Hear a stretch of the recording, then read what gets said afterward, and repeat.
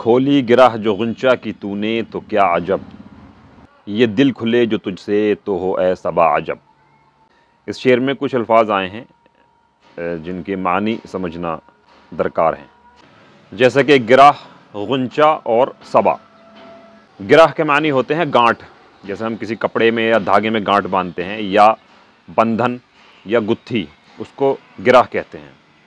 और गुंचा के मानी होते हैं कली के, बिना खिला हुआ फूल, कली, उसको गुंचा कहते हैं। और सबा कहते हैं पूरब से चलने वाली हवा को, यानी कि पुरवाई को सबा कहा जाता है। तो शायर इस शेर में सबा से मुखातिब है, यानी पूरब से चलने वाली हवा से, पुरवाई से वो कह रहा है, खोली गिरह गुंचा की तूने तो क्या अजब, यानी कि ए सबा, अगर तूने गुंचा की गिरह खोली, यानी कली को खोलकर फूल बना दिया, उसकी गांठ खोल दी और जो उसकी गुत्थी थी कली की वो खोलकर उसको फूल बना दिया, तो इसमें क्या अजब बात है? ये कोई अजब बात नहीं है।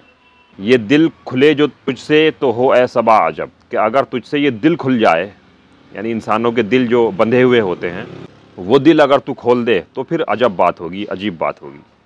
तो इस चीज़ को शायरी के अंदाज में उसने इस तरह बयान किया कि खोली गिरह जो गुंचा की तूने तो क्या अजब, ये दिल खुले जो तुझसे तो हो ए सबा अजब।